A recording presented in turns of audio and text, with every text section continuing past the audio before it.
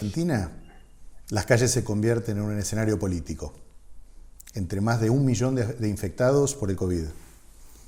En Colombia, la pandemia mejora la inclusión financiera con más de 31 millones de bancarizados. En España, larga la Vuelta, principal carrera ciclista de la región, bajo la amenaza del clima y el toque de queda. Son las 9 horas en Bogotá, las 11 en Buenos Aires y las 16 en Madrid. Bienvenidos herederos del cambio. Soy Pablo Barassi. Y yo soy Flavio Canilla. En este mundo en el cual la incertidumbre es la única certeza, queremos invitarlos nuevamente a conversar, escuchar, compartir y levantar la mirada. Y hoy lo hacemos con Ciro Pérez. Esposo de Catalina, padre de Martina, gran colega. Y Ciro es también economista, conferencista y pensador. Como presidente de Change Americas, es quizá también una de las personas en América Latina que más se cuestiona, analiza y debate cómo ayudar a las personas y a las organizaciones para que puedan aprovechar lo mejor del ser humano. Ese punto de encuentro que es y que une a las emociones con la tecnología. Bienvenidísimo, Ciro, en este ciclo que con Flavio co-creamos para repensar juntos el hoy, pero siempre pensando en el mañana. Encantado, Bienvenido, Pablo, Ciro. allá en Argentina, y encantado, Flavio, allá en España.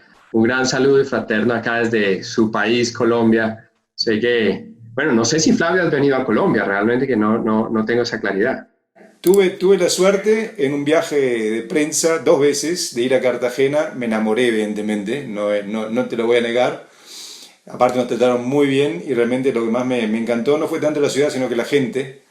Y dije, ¿dónde sale tanta gente linda, buena, simpática, alegre, en un país que tampoco la tuvo nada fácil, digámoslo así? Muy bien, pues qué bueno que hayas estado acá. Con Pablo sí, amigos, ya tenemos hasta cicatrices de guerra juntos y todo, ¿no? De negocios y de muchos años. Qué gusto saludarte también, Pablo, a ti. Igualmente, querido. Bueno, arrancamos, Ciro, y voy a tirar yo quizá la primera piedra al agua. Vos escribiste un libro que me encantó el título, no me expliqué por qué, entonces te dije, bueno, le pregunto, Contando Cambios, ¿qué te inspiró a hacerlo y por qué Contando Cambios? Bueno, te cuento, soy emprendedor desde los 17 años de edad y pues nunca me imaginé meterme o involucrarme al mundo del cambio organizacional, la cultura, todos estos temas. Llevo 23 años metido en esto y llegó un día donde habían tantas historias por contar, tantas anécdotas, y empecé a entender que el storytelling era una gran manera de enseñar, de compartir. Y teníamos todos los consultores sentados un día tomándonos un café, un buen café en Colombia. Dijimos, contemos esos cambios, contemos esas historias y que queden un poco, en este caso, escritas para la historia, para los hijos, y algún día es que los hijos vuelven a leer, ¿no? Porque ese es otro de los retos. Y ahí nació el libro en el 2013, es una recopilación de historias de nuestros clientes, de historias de cambio, desde el cambio personal hasta el cambio cultural, ¿no? Vamos como navegando en el individuo, en los equipos, en la organización, en la sociedad. Así que ese fue mi primer libro, que por cierto, creo que es muy difícil escribir. La gente dice, escribe como hablas. Yo hablo todo el día, dicto conferencias todo el día, pero no te escribo un párrafo. Mi papá, como dato anecdótico te cuento, mi papá fue el editor del libro. Porque mi papá es escritor. Y dijo, ven, yo te ayudo a sacar este libro, que llevaba 1 año tratando de sacar el libro y no lo sacaba, porque es muy difícil. Pablo, ¿qué has escrito? Yo creo que es una habilidad, ¿no? Y es una habilidad que hay que desarrollar. Pero de ahí nació el libro, Flavio. ¿Ven? 2020, año de pandemia. ¿Cuál fue tu mayor aprendizaje este año? ¿Qué estás observando en vos y en el resto? Qué buena pregunta, ¿no? Porque imagínate tú que yo tengo un título que es ser presidente de una compañía que opera en 14 países de cambio. Y cuando llega la pandemia es como si hubieras hecho un doctorado. Todo lo que te leíste en 20 años, aplíquelo. Y tal vez lo que principalmente aprendí es una historia con mi esposa. Creo que cuando las mujeres te van a decir algo, llevan 6 meses pensándolo, y cuando un hombre te dice algo, se le ocurrió en el momento. Pero ella un día me dijo, empezando la pandemia, estaba muy nervioso y estaba, pues, ¿quién no? 82 millones de desempleados en América Latina. Y yo tengo 65 personas en Change America, es una responsabilidad tremenda. Y estaba muy ansioso en las reuniones, yo llegaba súper ansioso, no estaba catalizando el miedo. Y un día mi esposa me dijo, te puedo hacer una pregunta. Yo, dime, ¿tú en qué trabajas? Y yo le dije, bueno, tú sabes, tú trabajas conmigo. Me dijo, pero dime en qué trabajas. Bueno, le dije, yo trabajo en cambio, tú lo sabes. Me dijo, pues aplícalo en tu vida. Yo creo que ese fue un excelente aprendizaje porque me di cuenta que somos muy buenos en contar el cambio para los demás, muy difícil aceptarlo. Y si me preguntas qué aprendí, a aplicar toda la teoría que estudié. No creo que ninguno de nosotros haya hecho un curso de liderazgo para el cambio en pandemia. Y si alguien lo hizo, pues se tapó en dinero, pero yo no fui ese. Entonces, la pandemia me pasó por delante, estuve viendo casi toda la historia de mi vida, la empresa a punto de quebrarse, desempleados, amigos míos, vicepresidentes de empresas sin trabajo, pero también, como dicen, cuando llueve alguien llora y otros venden pañuelos. Así que también empecé a ver una tremenda oportunidad que, bueno, a lo largo de esta charla seguramente compartiremos. Ahora, hablando del cambio, y muy bien lo dijiste, nadie hizo un doctorado que a todos nos tocó hacer este año. Todos hablan, más allá del aprendizaje personal, también de una transformación general que está atravesando el mundo. Y en ese camino, todos hablamos del cambio, todos hablamos de transformación. Pero seguramente hay temas, y vos quizá con tu insight de pensador, analista también de todo este proceso transformacional de las organizaciones, pero también de los individuos, habrá temas que vos ves que deberían estar hablándose y no se están hablando. ¿Cuáles serían esos temas que vos decís, esto es algo que de esto deberíamos estar hablando? Bueno, tremenda pregunta. Voy a dar 2 o 3 ideas que se me ocurren. La primera, creo que es una perfecta tormenta para hablar de populismo y creo que eso es un error. Yo creo que en América Latina debemos dejar de pensar que la pobreza es una virtud y la riqueza es un pecado capital. Uh-huh. Entonces es una tormenta para que mucha gente crea que el populismo no ha demostrado nada mejor que el capitalismo. De eso posiblemente hablaremos. Hay mucha gente que no le gusta hablar de eso. Otro tema que te diré es que yo pienso que la gente no es el principal activo de las empresas. La gente correcta lo es. Y eso es un tema difícil de hablar, porque cuando tú dices que en países con tanta complejidad como los que vivimos nosotros, y tú dices que la gente no es lo más importante de una empresa, eso no suena correcto. Pero es así. Tú tienes que tener gente hoy en día que no esté pidiendo, sino que esté contribuyendo, que se haga la pregunta todos los días, ¿en qué contribuyo yo? Y yo creo que son temas de los que mucha gente no quiere hablar, pero si tú eres empresario y tú tienes gente a cargo y tú tienes un proyecto de vida de ayudar a los demás, tú tienes que tomar decisiones impopulares. Uh-huh. Podría seguir hablando de muchas ideas, pero se me ocurre empezar por ahí. No, quizá, Pablo, déjame ahí hacer una pregunta antes. Dijiste la gente correcta. ¿Podemos bajarlo un poquito más? Porque correcto es muy, muy amplio el tema. Más allá de que la gente tenga que contribuir, ¿qué más sería una gente correcta? ¿Y por qué es tan difícil hablar de esas cosas, te parece? Claro, porque tal vez a nosotros nos han educado en que el Estado, el gobierno, la empresa, el dueño de la compañía tiene que dar. Y yo creo que este es un momento en donde todos tenemos que dar, todos. Y si no es así, vamos a tener mucho problema. Colombia, que es el país donde yo habito, duró 10 años en reducir 10 puntos de desempleo. Bajamos del 20 al 10% en 10 años. Y en 3 meses de pandemia subimos 13 puntos. ¿Sabes cuánto nos vamos a demorar en recoger este año? Décadas.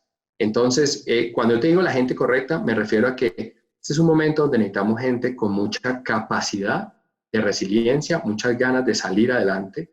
No me sirve la gente con capacidad de victimez, porque para esa hay mucha.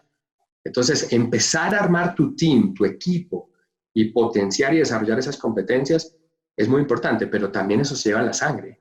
Claro. Eso es parte, digamos, de lo que llamamos con Pablo, digamos, esos elementos de innatos, ¿no? Entonces yo te diría, eso es una de las grandes preguntas que aprendí. Por ejemplo, Sundar Pichai, que es el actual CEO de Alphabet, de Google, él dice que de una u otra manera tú deberías siempre hacerte una pregunta. Si en este momento de crisis eventualmente alguna persona de tu empresa no da el nivel de contribución correcto, no es que sea una mala persona, es que no necesariamente debería estar en tu equipo. Tú hoy deberías, y cada una de las personas del equipo, preguntar cómo está contribuyendo, cómo está generando valor para sí mismo y para la sociedad. Yo en esas cosas, Fabio, soy bastante directivo. porque como me tocó hacerme a pulso desde los 17 años, nunca en mi vida nadie me ha pagado un salario. Toda mi vida yo me he hecho mi propio salario, entonces siempre veo el vaso medio lleno. Pero conseguir gente que lo vea así no es tan fácil. Vamos a volver sobre esto, Ciro, pero pensando y ya sabiendo de algún gusto, más que gusto, expertise en neurociencia, yo te pregunto, ¿cómo explicarías y qué contribución puede llegar a tener, como si se los tuvieras que explicar a un chico de 5 años, cómo nos puede ayudar en este tiempo algo como lo que alguna vez hemos compartido como neuroliderazgo o el conocer mejor esa base neurocientífica de la evolución y del cambio? Buen punto. Me complicaste la pregunta cuando me diste así a un niño de 5 años, me quedé pensando. Pero de pronto la primera parte que te voy a responder, no necesariamente la entendería un niño de 5 años, pero me parece importante poner un planteamiento científico. Existen 2 neurocientíficos que se apellidan Yerkes-Dodson. Ellos plantearon un principio, el principio Yerkes-Dodson, en el cual se cruza en el eje X y en el eje Y lo que podríamos llamar todo lo que es estrés versus efectividad o performance. Y tú que has estudiado mucho este tema de neuroliderazgo, sabes que cuando hay demasiado estrés, el performance cae. Cuando hay poco estrés, el performance cae. Hay una zona de eustrés o de estrés correcto. Estudiar neurociencia me ha servido, por cierto, recomiendo un libro buenísimo de Sharon Begley, Entrena tu mente, cambia tu cerebro, porque básicamente estudiar sobre estos temas me ha ayudado a entender como directivo que si yo no domino mi propio estrés, si yo no ayudo a catalizar el estrés de los demás, el performance se cae. Y es muy simple. Cuando un individuo tiene demasiada ansiedad, su nivel psicomotriz baja, su capacidad de correlación o de inferencias cae y por ende cae el performance en la organización. Ahora, llevaba a un niño de 5 años, que en este caso tengo una niña de 9, te podría decir que he aprendido que la responsabilidad es algo que se lleva innato y se puede ir aprendiendo. Y no existe una edad puntual para empezar a estudiarlo. Mi hija de 9 años ha entendido que tiene que ser responsable ya, hoy, aquí y ahora. Y esta pandemia me ha servido muchísimo para verla estudiando en el día a día, para que cada vez que me dice que es que la profesora, que es que el Zoom, que es que los compañeritos le digan, no veas el problema afuera, porque desde ya tienes que asumir la responsabilidad interna. Y eso va educando, no creas. Pues tú que sabes de las repeticiones conscientes. Entonces creo que la neurociencia es un tema fascinante. Para cerrar esta parte les recomendaría también mi autor predilecto. Todos los libros de Joe Dispenza son espectaculares. Un neurocientífico californiano que escribe su primer libro que se llama Evolve Your Brain o Desarrolla tu cerebro.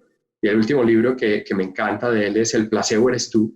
Y ya solo con el título del libro fascina leerlo, te lo lees en un fin de semana. Creo que la neurociencia llegó para demostrarnos que no hay evidencias científicas que demuestren que el cerebro no quiere cambiar. Lo que pasa es que después de los 25 años de edad te da pereza, que es otra cosa. Entonces hay que seguir educando el cerebro, porque el cerebro aprende más fácil las mañas. En Colombia las mañas quiere decir como las costumbres, ¿sí? El cerebro aprende más las costumbres negativas que las costumbres positivas. Entonces ahí hay toda una oportunidad de incluso hacer otro capítulo de Herederos del Cambio. Ahora, neurociencia, ¿no? Y yo lo escucho mucho en Argentina, lo escucho mucho aquí en España. Es como que, no digo que está de moda, pero es un término que va creciendo, si se quiere, ¿sí? Y yo me lo imagino, y vi algunas cosas, no tengo mucha idea de eso, pero trabaja mucho desde la ciencia hacia el cerebro, y trabaja también con las emociones, y explica las emociones de una manera científica, etc. Ahora, con tanta ciencia, ¿no estamos quitando un poco quizás la magia de las emociones? ¿No estamos quitando la magia del uno a uno? Bueno, yo creo que el tema de las emociones seguirá siendo ciencia y arte. Pero sí está de moda, la respuesta es sí, porque en los años 90 se descubrieron tecnologías que cada vez se van mejorando. Y para que te des una idea, una tomografía cerebral podría costar $100,000 en los años 80. Hoy en día vale $1,000 y va a llegar a costar $40. ¿Te imaginas el día que tú en tiempo real, en un evento como estos, en una charla como estas o en un evento de tu compañía, pudieras medir en tiempo real el capacity emocional de todo el equipo? Sería fascinante. Porque para personas como yo que creen en esto, la posibilidad de educar las emociones, de ser alquimista emocional, es un fenómeno espectacular. Y si lo sabes manejar, lo puedes poner al servicio de la abundancia, de la prosperidad. Pero ¿qué le decís a la gente ¿qué le decís a la gente que te va a decir, estás convirtiendo a los seres humanos en robots porque estás digitando la cabeza, las emociones? Bueno, pues evidentemente, como toda la vida, el conocimiento da poder. Y creo que el conocimiento, en este caso, la neurociencia ha crecido a un punto tan excepcional que hoy en día, no sé si ustedes precisamente conocen esta historia, el Dalai Lama toma la decisión de prestar su cerebro para que neurocientíficos de Harvard investiguen cómo ser el hombre más feliz del mundo. Y si esas cosas ya existen y podemos aprender de ello, pues si eso significa robotizar, bienvenida a la robotización. En realidad ahí, como dice Ciro, va para otro gran capítulo el tema de la conexión de la mente, de la sensibilidad con toda esta parte fisiológica, ¿no? Pero ya que lo nombras, Ciro, la felicidad como valor desde siempre, en este siglo XXI, en estos tiempos inciertos, volátiles, complejos, ambiguos, ¿perdió peso? ¿Nos hemos resignado a no ser felices? Wow, pues corrígeme, tú eres sistémico y tú deberías responder esa pregunta más que yo, porque creo que tú eres el que me has enseñado sobre esos temas. Pero de lo poco que te he aprendido y lo que he aprendido en mi vida, te lo decía en la pandemia, mira, definiciones, a mí me encantan las definiciones, porque el lenguaje define a un individuo o ayuda a definir a un individuo. Yo aprendí a diferenciar el éxito de la felicidad y me di cuenta que durante muchos años de mi vida he perseguido el éxito. Y creo ser exitoso en términos de, por ejemplo, ganar dinero, ¿sí? Sin embargo, esta pandemia me ha demostrado cosas fascinantes, volver a lo básico. Volver a lo básico es que entendí que la felicidad no era una meta, es un estado de fluidez, es un estado en el cual yo me estoy disfrutando el desayuno, el almuerzo, la cena con mi hija, le compré un perrito después de que había prometido a la Virgen y a Dios que no iba a comprar perros. Y se lo compré porque me di cuenta que esos pequeños momentos no vuelven. Y ella cuando tenga su edad, seguramente, no sé si lo haga o no, pero recordará también ese momento. Entonces, te digo, creo que no, al contrario, porque Pablo, tú y yo y Flavio seguramente estamos llamados a invitar a la gente que no pierdan lo esencial, lo básico. ¿Cuál es ese, como dice Simon Sinek, para qué estás haciendo lo que estás haciendo? ¿Sí? Yo creo que es una gran oportunidad de volverse a encontrar con esas definiciones. Ahora, bueno, quizá antes de entrar, sí, bueno, vamos a entrar. Otro término, felicidad es una cosa, seguridad es otra. En este tiempo, como bien lo dijo Pablo, que es el tiempo de la incertidumbre, la ambigüedad, en realidad el siglo XXI está marcado por cambios constantes, la pandemia es el último gran cambio que tenemos. El tema de la seguridad es para nosotros como seres humanos quizá lo más importante que tenemos, la parte más esencial de nuestra existencia. Y seguridad en este momento no tenemos, en ningún sentido. Vos, en tu propia vida, ¿cómo lo trabajas? ¿Y cómo lo podríamos trabajar todos de alguna manera? Mira, para mí la seguridad es biopsicosocial. Déjame explicarte la idea. Pero la seguridad es biológica. Cada individuo tiene un nivel de seguridad diferente. Eso está estudiado. Hay niños que nacen con vínculo seguro, hay niños que nacen con vínculo inseguro. Y lo evidencias desde recién nacido. Tú ves un niño cómo maneja el estrés. Está condicionado a manejar el estrés. Hay estudios como Baby-19, Bebé 19. Es un estudio fascinante que dice que 1 de cada 19 niños es histérico. Que no es, de pronto soy yo o alguno de los que está aquí escuchando esta historia de Bebé 19. Pero creo que es biológico y es de una de las cosas que he ido aprendiendo. Hay gente que ve el vaso medio lleno siempre, así el ambiente sea vulnerable y sea incierto. Si no recuerda al hombre en busca del sentido, ¿quién no se acuerda en este momento de Víctor Frank? La seguridad es psicológica, depende mucho de las maneras que tú hayas aprendido. Hoy en día yo soy un convencido que no hay que enseñarle a la gente un cambio, hay que enseñarle a la gente a cambiar, que es diferente. Porque hoy se llama COVID, mañana se llama otra cosa, y si tú eres capaz de afrontar esos aprendizajes, estás en constante cambio. Y creo que también la seguridad es cultural. No podemos negarnos que el seguro de desempleo en Silicon Valley puede oscilar en los $3,000. El seguro de desempleo en Colombia no existe. Entonces, pues culturalmente también en Alemania, posiblemente si alguien se queda sin trabajo, pues las condiciones son muy distintas. En Colombia puede durar 2, 3 años en volver a encontrar trabajo. Entonces, me encanta lo que planteas de la seguridad porque creo que es un error para mi gusto. Esa es una opinión muy personal. Creo que la seguridad es algo muy gaseoso. La seguridad, cuando tú te sientes seguro, para Dios que vas para inseguro, porque llegas a un momento en donde en la cumbre estás en el mejor momento de tu vida, llega una enfermedad, llega una crisis económica, llega un familiar con COVID y vuelve a empezar, vuelve a caer. Entonces, la seguridad es un proceso en el cual tú tienes que estar repensándote, quitando cosas, ¿no? ¿Te acuerdas del caballero en la armadura oxidada? Sí. No, es que estoy seguro porque tengo un trabajo, porque tengo familia, porque tengo mis hijos, los hijos son prestados. Entonces yo te digo que para mí la seguridad arranca por la autoestima. Si tú tienes alta autoestima, vas para arriba. Si la seguridad depende de otros elementos. No cambió, o sea, no es que el siglo XXI tiene menos seguridad que el siglo XX y XIX o como fuese. Esa es una buena pregunta. Yo soy economista y a mí me encanta estudiar la historia. Y la historia ha estado repleta de evidencias de que la seguridad no existe. Lo que pasa es que a veces somos seres tan pequeños en términos de lapsos de tiempo que perdemos la historia. Pero tu país, bueno, donde estás actualmente, en España, España es un país de guerras. Argentina es un país de múltiples confrontaciones con sus realidades. Y Colombia es un país que lleva 60 años en polarización. Entonces, te digo, yo no creo que lo que esté pasando con la pandemia y en este momento haya ampliado. Lo que pasa es que de pronto generamos más conciencia, estamos más hiperconectados, 7.000 millones de habitantes compartiendo inseguridades, hacen que de pronto se amplifique el concepto, pero creo que es un poco más de lo mismo. Bueno, una de las cegueras sistémicas es la que tú dices, ¿no? La temporal, y está bueno, y por eso es tan importante no solamente recorrer la propia historia, sino la historia en general, ¿no? Ahora, Ciro, eres nuestro primer CEO de varios que esperemos entrevistar acá por tu hermoso país. El liderazgo, ¿cómo debería transformarse? ¿En qué debería volver a basarse? ¿Qué cosa de lo obvio, que justamente no lo es, porque lo que es obvio para uno puede no serlo para otro, deberíamos recuperar, querido? Bueno, mira, a mí me encanta una frase de Margaret Thatcher, que en paz descanse, que ella decía que a cada uno de nosotros le vaya mejor es lo mejor que puede pasar. Y yo soy de esa concepción. O sea, yo compré una idea para mi vida y es la vida de la abundancia. Yo compré esta idea y entiendo que para yo ser abundante, los de alrededor también tienen que ser abundantes.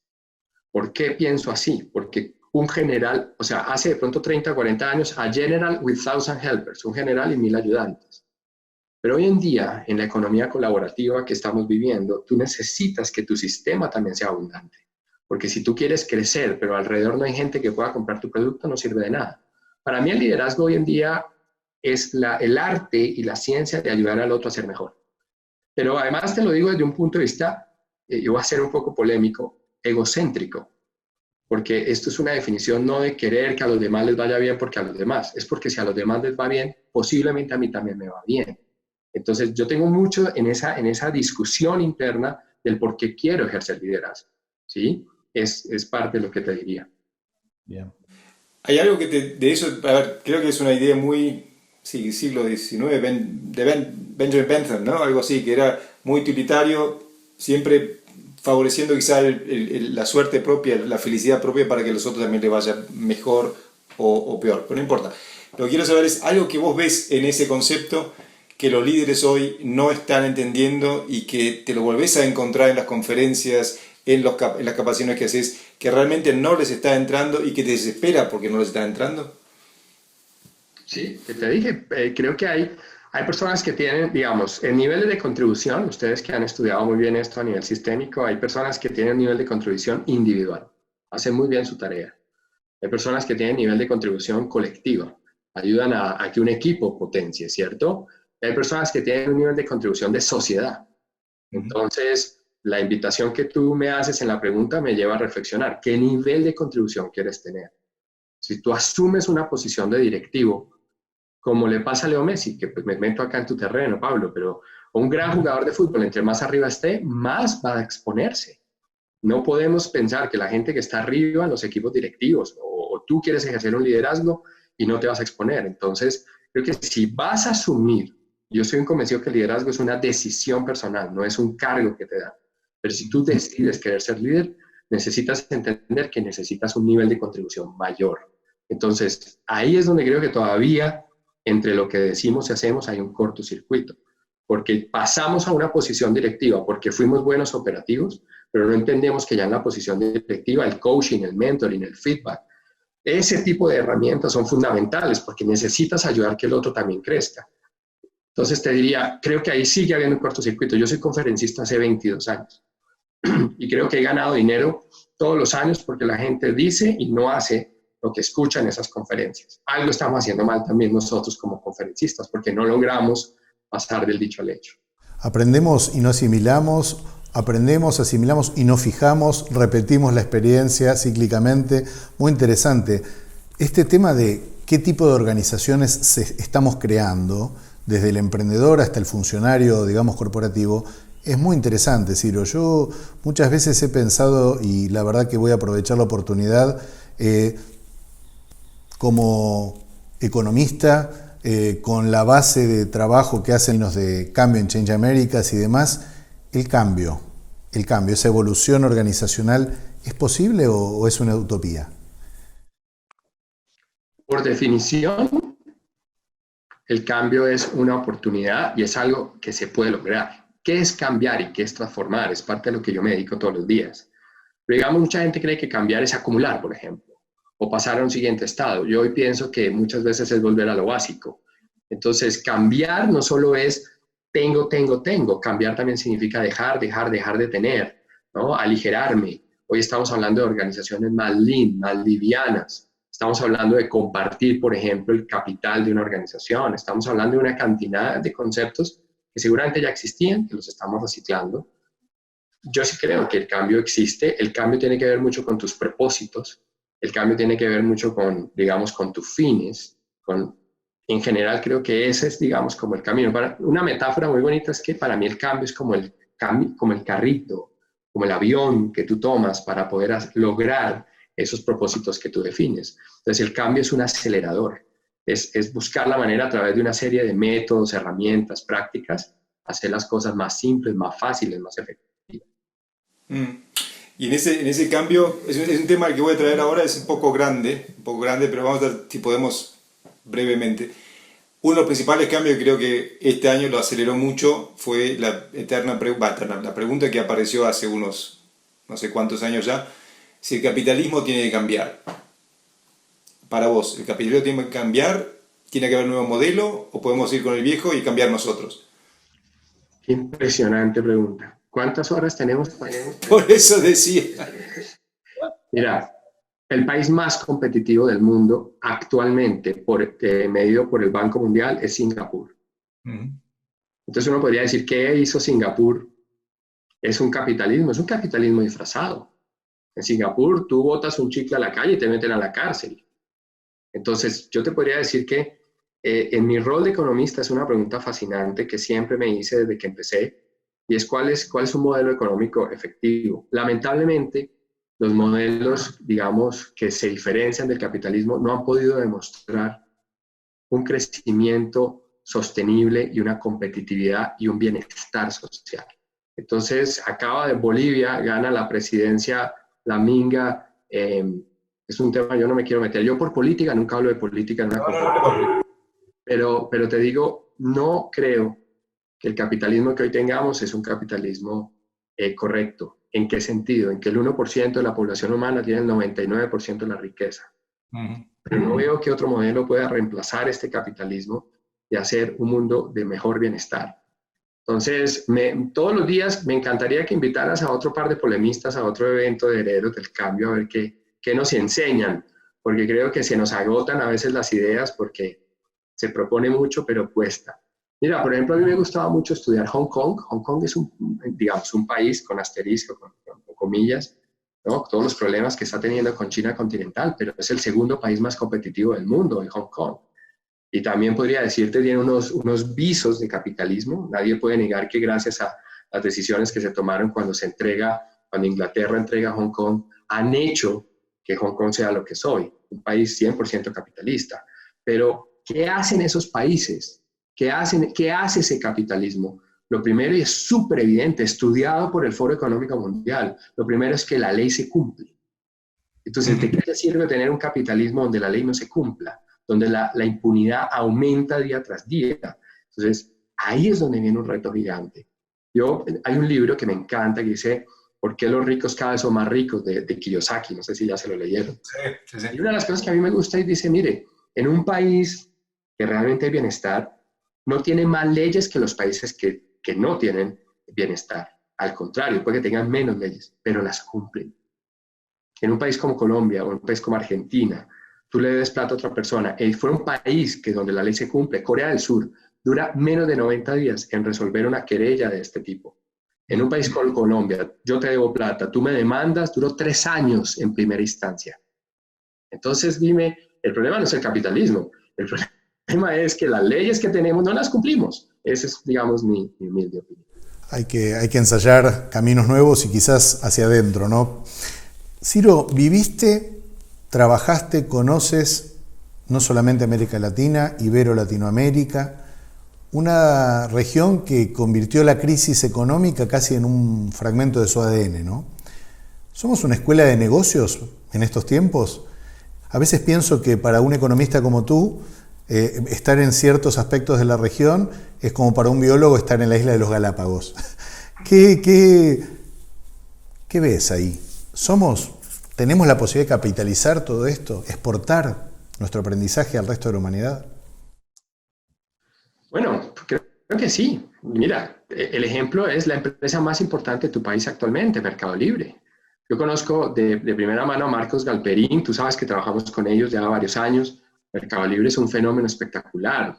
¿Y por qué? Porque siendo su competidor el más grande actualmente del mundo en e-commerce, que es Amazon, no solamente Marcos Galperín y Mercado Libre han logrado trascender a que el principal competidor sea Silicon Valley con todo el dinero del mundo, y ha logrado demostrar que América Latina puede tener modelos de negocio exitosos. Nubank, el banco brasilero, que es de un colombiano, bueno, el CEO es un colombiano, David Vélez, es el banco más grande digital del mundo en la actualidad, 30 millones de clientes en menos de 7 años de haber sido fundado, y es colombiano.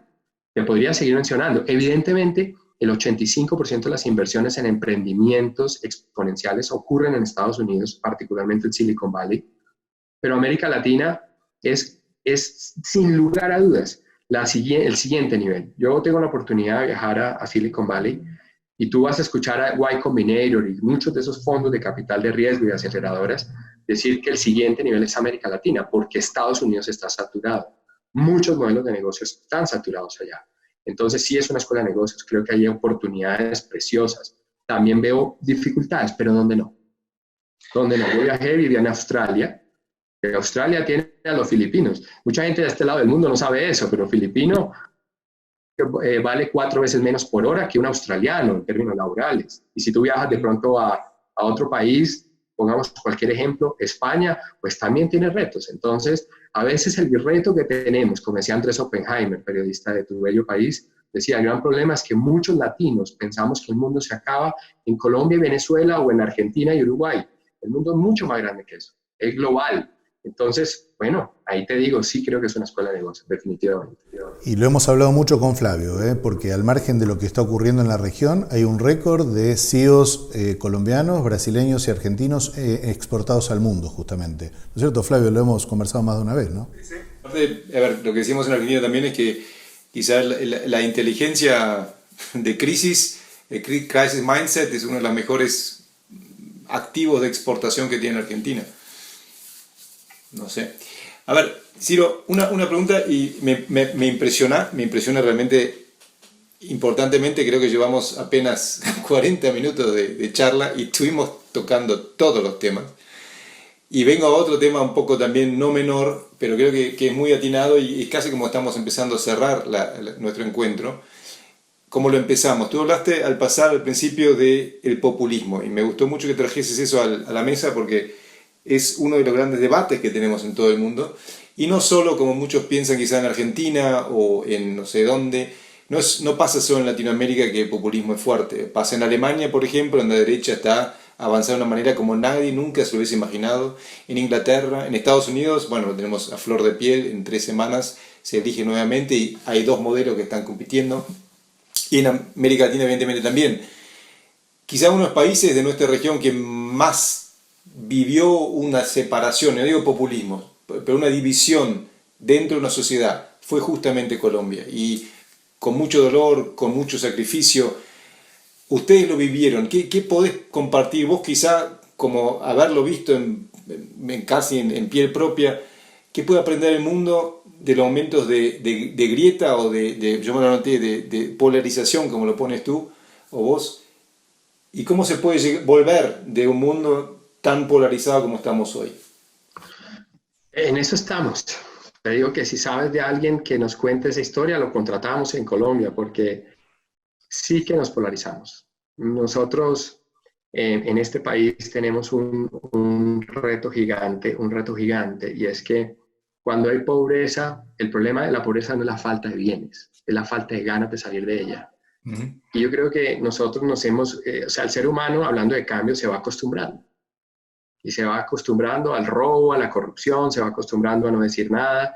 Cuando empezamos a decir, entonces no somos coherentes con lo que decimos, estamos en un momento muy difícil. Yo te digo, en mi caso particular, yo soy emprendedor, soy empresario, y yo compré una idea, buena o mala la compré, y es que el país no sale adelante por el gobierno, el país sale adelante por las empresas.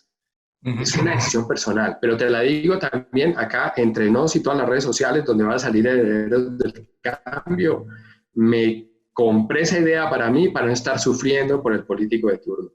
Entonces, al final, es lo que yo puedo hacer, es haciendo las cosas transparentes, es haciendo las cosas como debo como empresario, y es buscar gente como yo que quiera crecer, que quiera ser abundante, independientemente del político. Porque han pasado tantos políticos y tantas cosas que te digo, tratar de defender una posición o no. En mi caso personal, soy apolítico 100%. Mi suegro es político, pero hasta la muerte. Y nosotros llegamos un día a una cena, esto es un caso real, llegamos a una cena donde casi nos sacamos los ojos entre todos y prohibimos hablar del tema. Porque en Colombia ese es un gran reto que tenemos. Creo que en Argentina, en varios países están teniendo esa dificultad. Entonces yo te diría, a mí me encanta hablar de empresarismo, me encanta hablar de cómo podemos ser más productivos, más competitivos. El tema del gobierno, tema complejo. En nuestras latitudes, querido, religión, política y fútbol, 3 creencias. Ciro, como para ir cerrando, un mensaje desde lo más hondo que sientas en este tema de pensarnos hacia futuro, para tu hija, para los hijos de tus amigos, para los hijos de tus colegas, directivos, para adelante. Bueno, no sin antes agradeciéndoles, yo creo que esta iniciativa de Herederos del Cambio es una excelente oportunidad de amplificar, de difundir ideas. Creo que en esta época he hecho más webinars que toda la historia de mi empresa, y seguramente Flavio y Pablo les ha pasado lo mismo, pero muchas de estas cosas ya son gratuitas y mucha gente no tiene acceso a ellas o no quiere tenerlas. Y esa es una de las grandes invitaciones que yo doy. Todos tenemos 24 horas al día. Todos tenemos 24 horas al día. ¿En qué estás dedicando tus 24 horas? Y me invitaría, les voy a compartir un poco yo qué hago en ese sentido. Yo he decidido dividir mis días en 3 ciclos de 8 horas. 24 horas dividido en 3 ciclos de 8 horas. El primer ciclo, y esto es una invitación para todos los que les sirven, tomen esta idea. El primer ciclo es el ciclo del descanso. ¿Por qué? Porque como he estudiado neurociencia, he estudiado el tema de emociones, sé que si tú no descansas bien 7.5 horas al día, tu cerebro no funciona. El cerebro es un músculo que necesita cada vez más taurina, más cafeína si tú no descansas bien. Entonces, una de las invitaciones que doy es trata de descansar, trata de resolver eso que te está quitando el sueño. A veces es más fácil decirlo que hacerlo, pero es parte de mi filosofía de vida. ¿De acuerdo? Y te voy a poner un ejemplo. Supe que era un adulto maduro cuando pude quitar personas tóxicas de mi vida, por ejemplo. Entonces, esas son cosas que vas aprendiendo en lo básico, en lo simple. Mi segundo ciclo es el ciclo de la producción. Muy simple, no se trata de trabajar más, sino de trabajar más productivamente. Si hoy no estás hablando de inteligencia artificial, si hoy no estás hablando de machine learning, si hoy no estás hablando de economía colaborativa, si hoy no estás hablando de crowdfunding, tantas cosas, nuevas, buenas ideas, puedes trabajar 8 horas, pero no producir.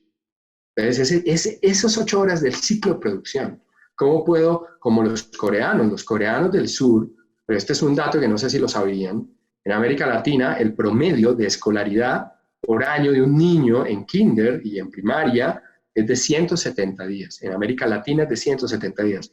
En Corea del Sur son 265 días. O sea que estamos diciendo que un niño desde muy jovencito, 4 o 5 años, llega a los 15 años, ya tiene aproximadamente 700, 800 días más de escolaridad.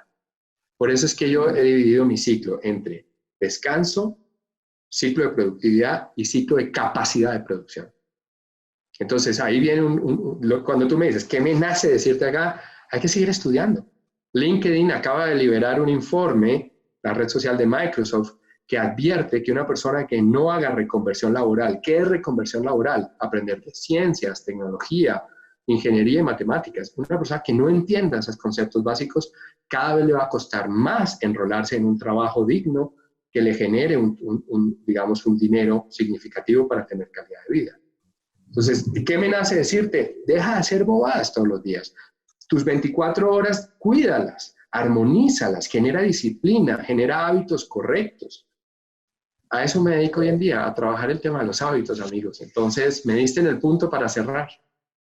Exacto, y quizá a mí también, porque quería pedirte una cosa, porque en la charla hablamos mucho de libros, y veo que libros para ti y capacitación para ti, inteligencia es el tema. ¿Cuáles serían 3 libros que vos recomendarías a nosotros, a los que nos están mirando, a los que nos van a mirar, para meternos en el mundo de hoy, mirando el mañana?